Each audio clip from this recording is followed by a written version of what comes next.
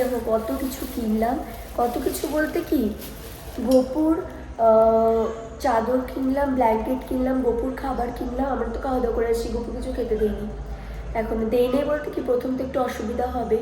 আর পঞ্চামৃত দিয়ে এখনো স্নান করায়নি, বাড়ি থেকে পঞ্চামৃত দিয়ে স্নান করার পর আস্তে আস্তে ওরা সেবাটা শুরু হবে ওইভাবে।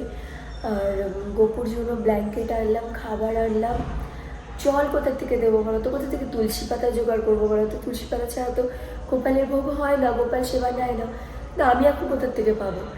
আপাতত তো ওই 7 ধরে মহামন্ত্র জপ করেই করতে হবে। আর ব্যাগ কিনলাম কয়েকটা, আর হলো তোমার ফটো নিয়েছি, আর এই আমি যদি কয়েকটা জিনিস নিলাম।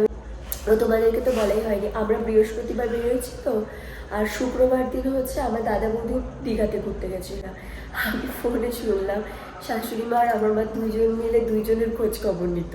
আমি ওইদিকে মনে করো ঘোরা থাকে, তার সাথে ব্লগিং সব কিছু আমি ব্যস্ত। হ্যাঁ সকাল বিকাল তো আমরা অবশ্যই খোঁজ নিচ্ছি, মা ফোন করছে, আমার শাশুড়ি মা ফোন করছে, দাদা ফোন করছে, দাদা প্রত্যেক দিন ফোন করছে, সবার সাথেই কথাবার্তা হচ্ছে। তাও তো সেইভাবে তোর কথা হচ্ছে না, আমার শাশুড়ি মা আর আমার মা এই দুজন মিলে বলে দুজনের সাথে খোঁজ নেয়, গল্প করে, এই ও কী খাইছো, কী করছো, সারাদিন কেমন করে আছো, মানে খোঁজ খবর চলতেছে। আমার শাশুড়ি একবার ফোন করে, আমার মা ফোন করে, আমাদের আপডেট না পেলে যে আপডেট পায় সে আবার আরেকজনকে আপডেট দেয়, মানে এই চলছে।